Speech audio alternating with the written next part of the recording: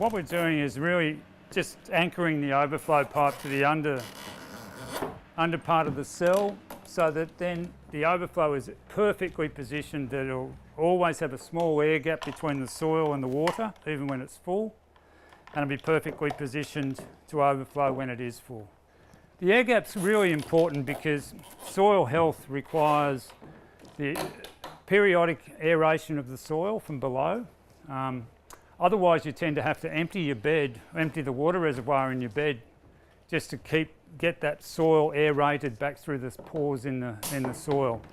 If you don't do that, you run the risk of your soil becoming what they call anaerobic, and it starts to smell, and the chemical makeup of your soil really goes off, and it really affects the quality of what you can grow in your soil.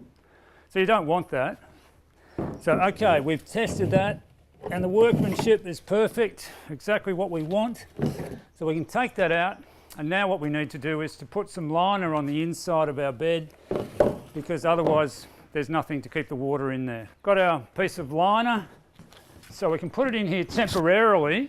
What we're going to do is just mark our overflow pipe hole on the liner.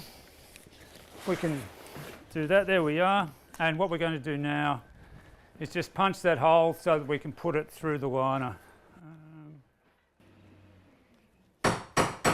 Okay, now we can permanently position our liner in the base of the bed. Firstly, we put the cell in.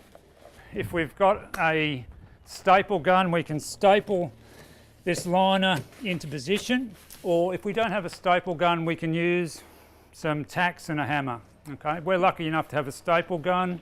Very important when we do this, we push the liner right down to the bottom of the bed. While Paul's doing that, I'm going to add some more cells to the base of our bed.